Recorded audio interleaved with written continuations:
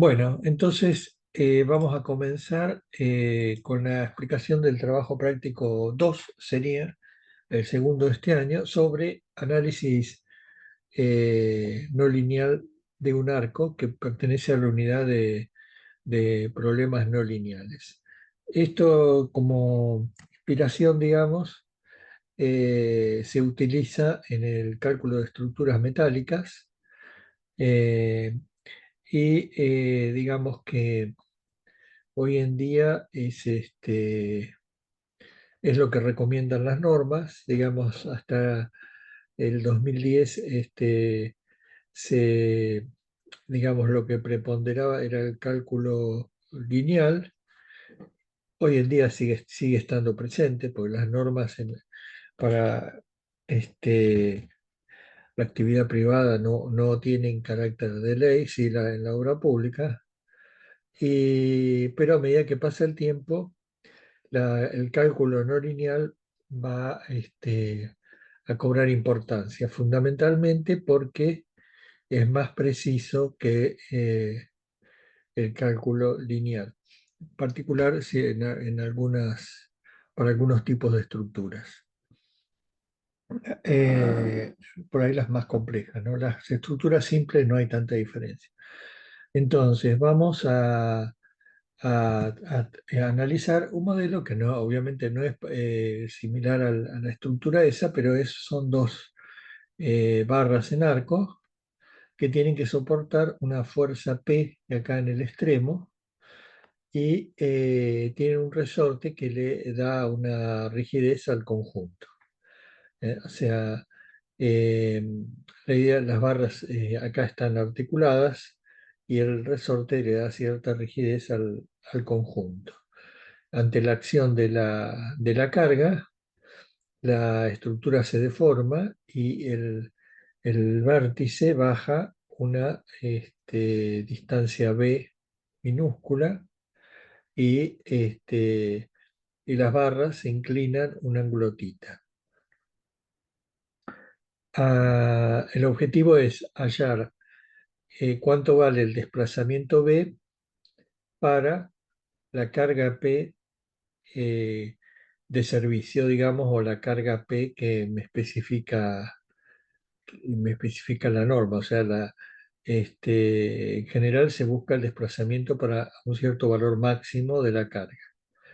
Pero como el análisis vamos a ver que es no lineal, lo vamos a hacer no lineal, no se puede llegar de un solo salto al valor final de la carga, sino que hay que hacerlo en escalones de carga.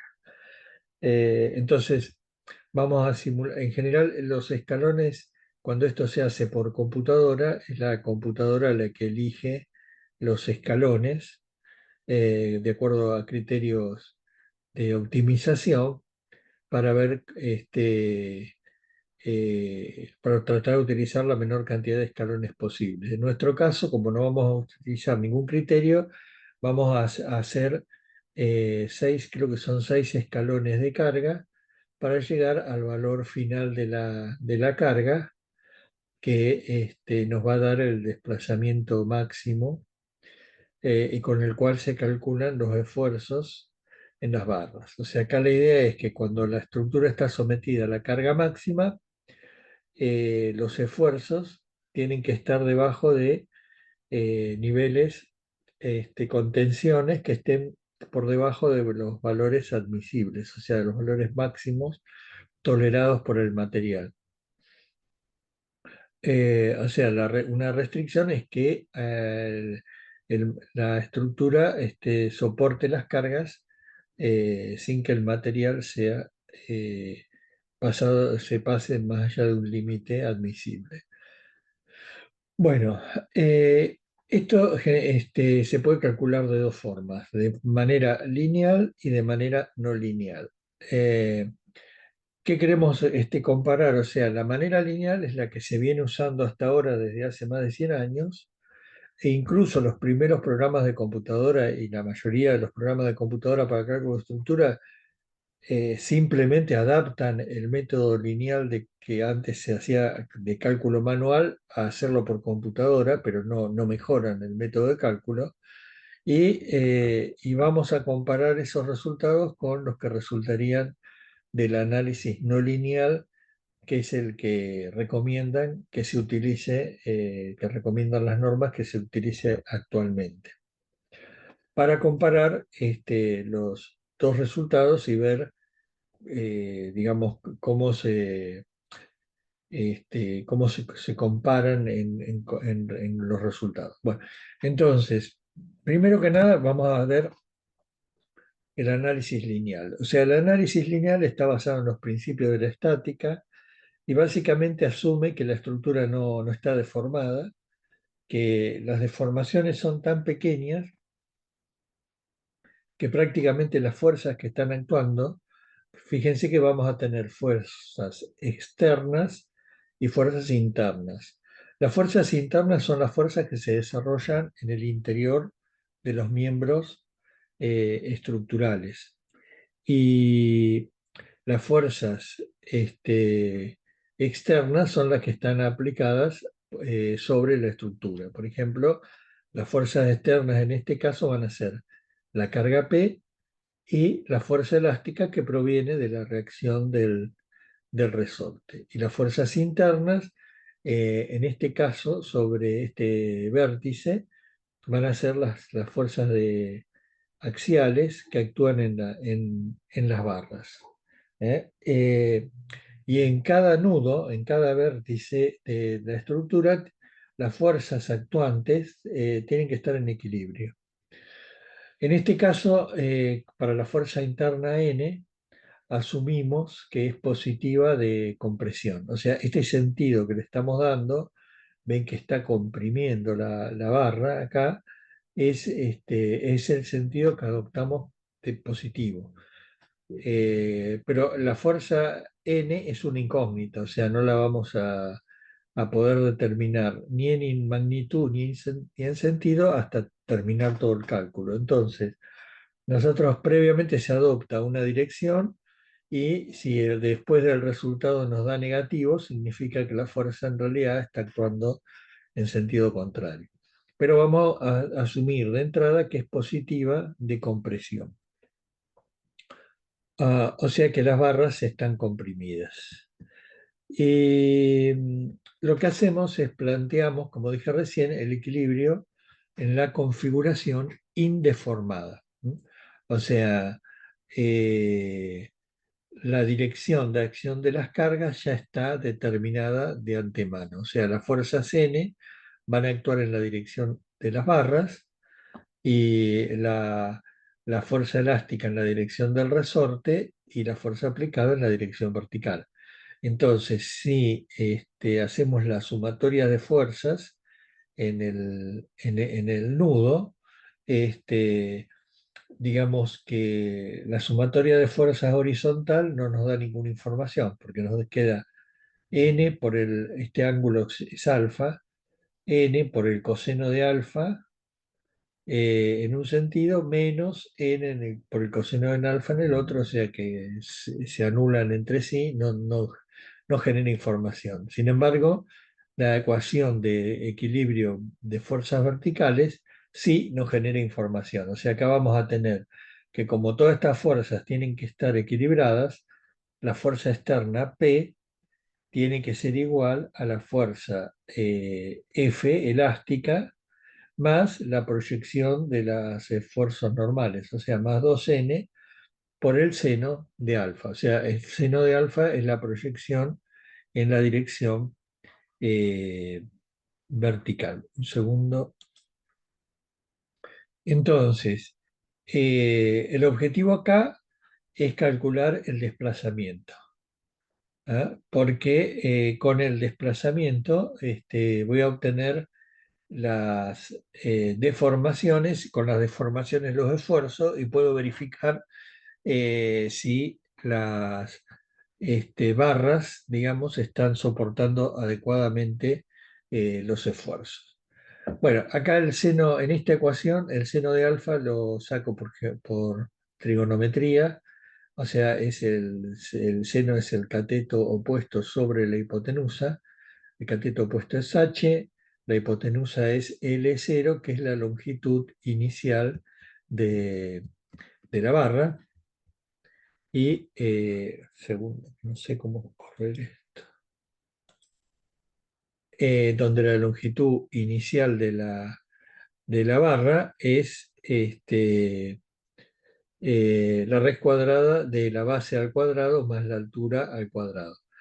O sea, vamos a dar como dato la base A y la semibase sería, porque es la mitad, y la altura. Y con eso sacamos L0. Y el esfuerzo normal, primero la fuerza elástica, ¿no? La fuerza elástica es proporcional al estiramiento, o sea, va a ser, ¿se acuerdan cómo era de física? Es K por delta X. La fuerza es eh, donde delta X es el estiramiento. Entonces, el estiramiento del resorte va a ser B, lo que se mueve el nudo en la dirección vertical. Y por lo tanto, la fuerza elástica va a ser K por B, por el estiramiento. ¿Y en qué sentido actúa? En la dirección opuesta al movimiento. O sea, si se estira hacia abajo, el resorte va a actuar en la dirección contraria. Y el esfuerzo normal lo saco a través de la deformación de cada barra. O sea, va a ser E por A por la deformación específica. O sea, va a ser delta el acortamiento de cada barra dividido la longitud inicial de cada barra, donde delta va a depender del desplazamiento también, ¿no? Entonces, ahora vamos a ver cómo sacamos delta. Entonces va a ser la ecuación de equilibrio, me queda K por B y más 2 E por A por delta, donde todo es conocido menos delta y el B. Entonces, necesito sacar el D. Y, a ver, un segundo, ya está. Entonces, delta es el acortamiento que sufren las barras, porque dije que la barra estaba comprimida, o sea, está comprimida, se acorta. Entonces, fíjense que cuando este vértice se desplaza una cantidad B en la dirección vertical, el mismo vértice se desplaza una cantidad delta en la dirección de la barra. O sea, el acortamiento, o sea, que se produce cuando eh, el vértice baja, o sea, la barra originalmente tiene esta longitud y cuando baja tiene esta longitud que es más cortita, porque por trigonometría nos podemos dar cuenta, pero esta longitud es más cortita. Entonces, ese acortamiento lo podemos, esto es para pequeños desplazamientos, lo podemos asumir como que es la proyección del desplazamiento B en la dirección de la barra, ¿no? O sea, sería el delta, el acortamiento, es B por el seno de alfa. O sea, este ángulo que está acá con la horizontal es el mismo que forma la barra con la horizontal, por alternos internos, es de alfa. Entonces, este ángulo que está acá es 90 menos alfa, este ángulo tiene que ser alfa. Por lo tanto, delta, el acortamiento es B por el seno de alfa. Alfa es conocido porque es el ángulo inicial, entonces ahora reemplazando, llego a una ecuación donde la única incógnita es B, porque seno de alfa lo saco por trigonometría, como mostré antes, era h sobre L0, o sea, si reemplazo el seno de alfa, me llego a esta expresión que es tenía dos senos de alfa, era h cuadrado sobre L0 más L0 cuadrado, más este otro L0 que había dividiendo acá en el n, finalmente llego a esta expresión. Entonces, ¿qué particularidad tiene esta expresión? Es que es una ecuación lineal en la incógnita B. Todo el resto de variables es conocido y de acá puedo despejar el valor, el desplazamiento B. Un segundo que no puedo pasar a la siguiente. Eh, Puedo despejar el desplazamiento vertical B de manera directa. O sea, este B es el desplazamiento. Bueno, este es el cálculo lineal. ¿Por qué es un cálculo aproximado? Porque en la realidad los desplazamientos no son tan pequeños. O sea, eso hace que, por ejemplo, en la realidad la fuerza N no esté actuando en esta dirección, sino en la dirección deformada. O sea, este, para terminar acá, la respuesta lineal, ven que dice B es proporcional a P. O sea, ¿qué significa esto? Esto que está abajo es una constante, porque depende de las propiedades del sistema. Y que si yo incremento P al doble, el desplazamiento se incrementa al doble. Si incremento P al triple, el desplazamiento vale triple, si hay una relación lineal y proporcional entre las cargas y los desplazamientos.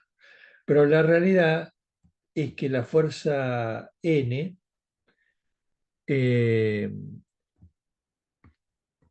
un segundo, no entiendo por qué no corre.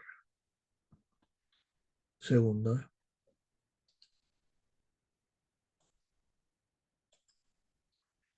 La realidad es que la fuerza N no, no actúa en la dirección indeformada, sino que actúa en la dirección de la estructura deformada. ¿Por qué? Porque cuando la estructura está indeformada, no hay esfuerzos, porque si la estructura no se deforma, no se generan esfuerzos internos. Entonces los esfuerzos se van a generar a medida que la estructura se deforma, lo que hace que este n en realidad no sea una función constante, sino que va a ser una función variable con la deformación. Pero es la realidad. Y por otro lado, voy a tener que calcular, la fuerza elástica va a quedar igual. La fuerza P va a ser igual. La diferencia va a ser el N. El N es 2, perdón, acá había otra diferencia, que es que el n va multiplicado por el seno de tita. O sea, y tita no es un ángulo constante, sino que es un ángulo que también varía con la deformación de la estructura, porque es el ángulo de inclinación de la estructura deformada. Como la estructura va deformando continuamente, el ángulo tita varía continuamente. ¿Y de qué depende? Depende también del desplazamiento B. En definitiva, voy a tener cantidades que son variables con la deformación. La fuerza elástica sigue igual, porque es la constante del resorte por el estiramiento B. Eh, y la fuerza axial es E por A por la deformación específica, o sea, es el acortamiento, que ya no es una función eh, que se puede calcular por proyección, sino que hay que hacer un cálculo específico. O sea, el acortamiento es la diferencia de longitud entre la longitud inicial y la longitud final, que es lo que efectivamente se acorta en la barra. El otro cálculo que se hizo por proyección es una aproximación. En cambio, la realidad es que el acortamiento real es la diferencia de longitud de las barras. La longitud inicial se conoce porque la sacamos por Pitágoras, o sea, era a cuadrado más h cuadrado raíz cuadrada. Pero la longitud final, el a es el mismo, pero el h ahora es h menos b, o sea, la altura de este triángulo es el h total menos el b, y el b es variable con la carga. O sea, a medida que aumenta la carga, aumenta el B, entonces la longitud final es variable. Y el acortamiento ahí entra, es función de B variable. El seno de tita, que era cateto opuesto sobre hipotenusa, va a ser h menos b, que es variable, dividido la hipotenusa, que es la longitud final, que también es función de b. O sea, por eso esto que está expresado acá, con paréntesis, significa que tanto delta, el acortamiento, como el seno de tita son funciones y funciones no lineales de b.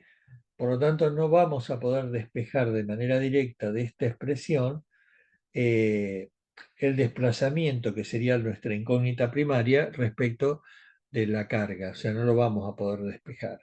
Entonces, ¿cómo se procede? Entonces, como hay una relación no lineal entre la carga y el desplazamiento, digamos, vamos a tener que calcular, para nuestra carga estipulada, que sería esta que está acá, cuánto vale el desplazamiento, no lineal. Entonces, lo que vimos anteriormente, que era el desplazamiento lineal, nos daba un desplazamiento hasta acá, pero la realidad es que como la estructura habría que calcular el equilibrio en la configuración deformada, tiene este comportamiento no lineal, y para el mismo nivel de carga, este es el valor real de, de desplazamiento. Entonces, notemos que, y acá también vemos dos características importantes que se cumplen en la mayoría de los casos reales, que los desplazamientos no lineales son mayores que los lineales. O sea, la estructura tiene un comportamiento en general donde va perdiendo rigidez. La rigidez es la tangente a la curva de deformación, ¿no? Entonces, cuando más rigidez tiene la curva, la estructura, más empinada está la pendiente. A medida que se va, aumentando la deformación, en general las estructuras muestran este comportamiento de pérdida de rigidez que hace que las deformaciones sean mayores. Si las desplazamientos y deformaciones son mayores, las tensiones son mayores. Quiere decir que las estructuras reales en general están soportando esfuerzos que son mucho mayores que los que se predice la teoría lineal. Esto no es algo nuevo, o sea, ya se conocía desde hace 100 años. Entonces, lo que se usó durante gran parte del siglo pasado, todavía se sigue usando, en algunos casos son factores de mayoración. O sea, se calculan las tensiones como lineales porque es rápido, y se la multiplica por un factor que va a depender de si la estructura es esbelta o no.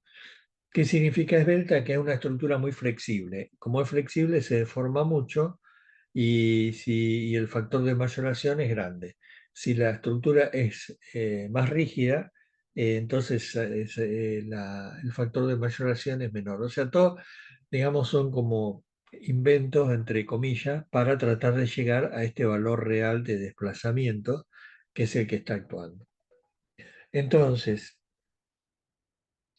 eh, el objetivo del trabajo práctico es encontrar esta curva verde. Como si usamos el método de Newton-Raphson, tendríamos que, no, podríamos, si quisiéramos, intentar calcular directamente el punto ¿no? Que sería, para este valor de carga, cuál es el valor de desplazamiento que resulta. Pero, digamos, lo hacemos por escalones porque en la realidad, eh, se hace por escalones porque en general, si uno quiere ir de un solo paso, el método, diverge o tiene que hacer excesivas iteraciones. O sea, ¿en qué consiste el método de Newton-Raphson? Que dada un nivel de carga, tengo que encontrar el desplazamiento que corresponde a ese nivel de carga.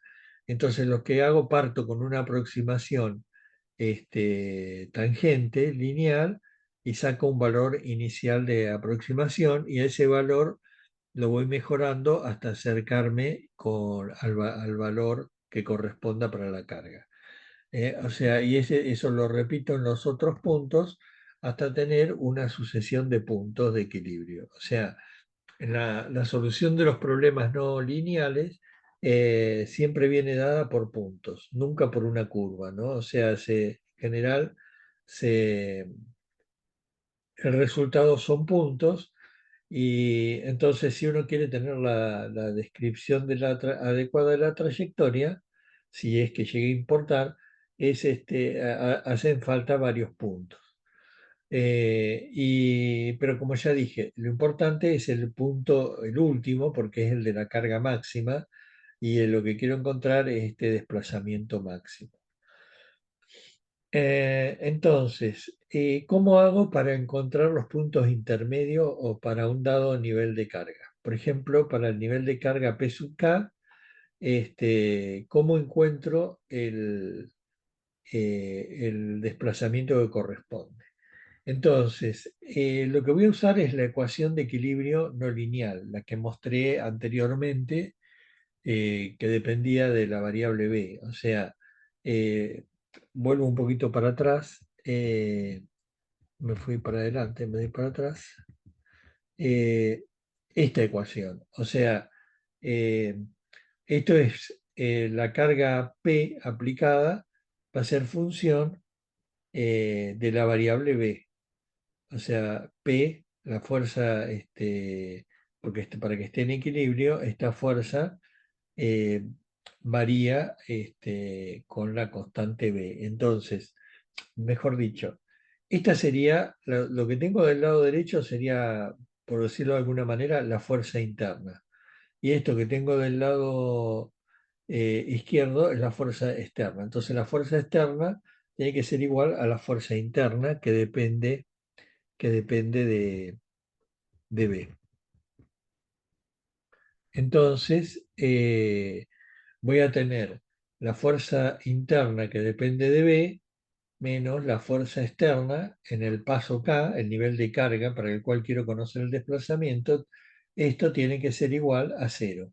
O sea, esta es la función a la cual le quiero conocer una raíz, como esta función es función de b, tengo que encontrar el valor de b sub k le llamo porque es el que está asociado a la carga p sub k, es el valor de b que anula esta expresión. Entonces, este valor lo voy a encontrar por el método de Newton-Raphson mediante aproximaciones sucesivas.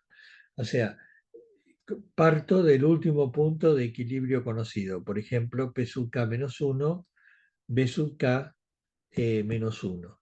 Entonces, la aproximación inicial, B sub K, al desplazamiento, esta va a ser la última posición conocida. Entonces, partiendo de esta posición, tiro la recta tangente y voy a hallar B sub K 1. O sea, B sub K1, ¿cómo lo voy a obtener? Va a ser por la forma de Newton-Raphson, era el B sub K0, el anterior, menos la derivada en cero, menos la función en cero, dividido la derivada en cero, ¿no? Y en este caso, eh, y así para todos los puntos siguientes. Pero ¿qué sería, cuál es la función a la cual le tengo que encontrar la derivada? Es la ecuación de equilibrio, esta F, ¿no? O sea, sería la fuerza interna en el punto K0, acá, menos P sub K dividido P' en P sub K0. Quiere decir que para calcular cada aproximación, voy a tener que calcular, por ejemplo, la BK1, necesito los datos en el paso anterior B sub K 0. Lo mismo, en el paso J más 1 necesito la información de desplazamiento en el paso anterior J.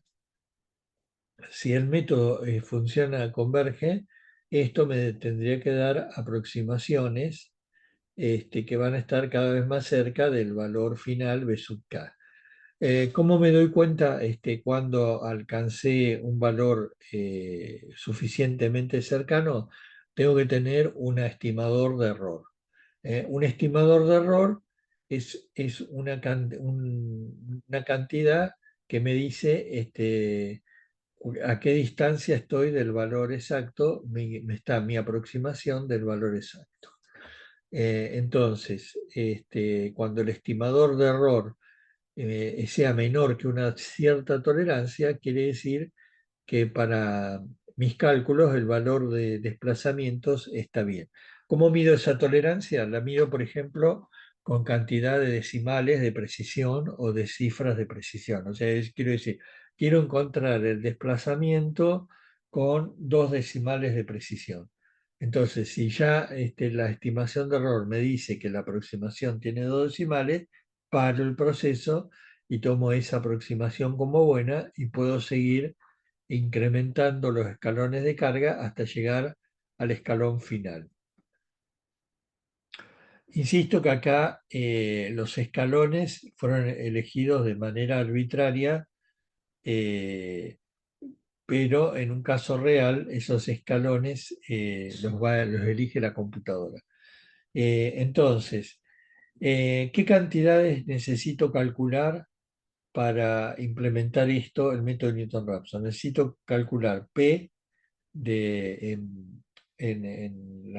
tengo que evaluar la P de B y la derivada P' de B. O sea, P de B es la fuerza interna, era que la calculaba como K por B, era el equilibrio en la configuración deformada, donde delta de B y seno de tita de B lo calculo eh, al delta haciendo la diferencia de longitudes, longitud final menos inicial.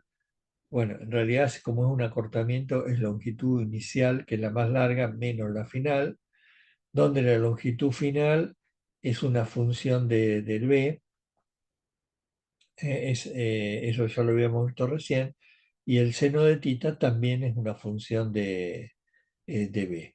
Son cantidades que van variando con la deformación. Y la derivada simplemente es la derivada de la función P, pero acá es importante aplicar la regla de la cadena. Entonces, ¿por qué es importante aplicar la regla de la cadena? Porque para evitar errores en el cálculo de las derivadas, o sea, errores manuales, ¿no? O sea, ¿cómo sería la derivada del primer término respecto de b? Es k por b, la derivada sería k. ¿Cuánto vale la derivada del segundo término respecto de b? En este caso es un producto de funciones, entonces la derivada de este producto va a ser la derivada del primero por el segundo sin derivar, más el factor que lo podría haber sacado factor común, más el primero sin derivar por la derivada del segundo. Entonces ahora tengo que calcular la derivada delta prima de B. Si delta es L menos F, L0 es la longitud inicial que no varía, la derivada de esto va a ser menos L'F, o sea, la derivada de la longitud final. Y si seno de tita es h menos b sobre LF, la derivada del seno de tita respecto de b, o sea, acá no aplicamos lo de análisis, porque la derivada del seno es el coseno, pero tendríamos que saber cómo varía tita con b y eso no lo tenemos. Entonces, directamente lo que hacemos es derivamos esta expresión trigonométrica, ¿no? Que es h menos b sobre LF. La derivada de un cociente es la derivada de lo de arriba por lo de abajo sin derivar. O sea, la derivada del numerador respecto de b es h menos b, la derivada es menos 1, menos, por el de abajo sin derivar, que sería LF, menos el primero sin derivar, el numerador sin derivar, por la derivada del denominador, L'F. Y todo esto dividido Lf al cuadrado. Quiere decir que ahora ya tenemos las cantidades calculadas y nos faltaría la derivada de Lf, que es la derivada de esta cantidad, que es una raíz. Esto sería a cuadrado más h menos b al cuadrado a la 1 medio. Entonces la derivada de esto sería 1 medio por esto, lo que está debajo del radicando, elevado a la menos 1 medio, o sea, por eso aparece acá en el denominador, todo multiplicado por la derivada del radicando. La derivada del radicando respecto de b va a ser 2 veces h menos b por -1. El 2 que aparece multiplicando se cancela con el 2 dividiendo y el menos lo pongo acá afuera. Entonces, esta sería la derivada de L'F. Eh, no sé si se entiende el sentido de aplicar la regla de la cadena. O sea, por ejemplo, no, este, si yo en vez de poner L'F acá pongo directamente esto, me queda un choclo, y si pongo LF acá y lo reemplazo por esto, me queda un choclo. La idea es tratar de que las expresiones queden lo más compacta posible para evitar cometer errores. Entonces, con esto ya tenemos cómo calcular P y P' y cómo resolver el problema. Entonces, ahora con Juan Pablo vamos a analizar el enunciado y la forma de resolución. Entonces en principio, paro la grabación acá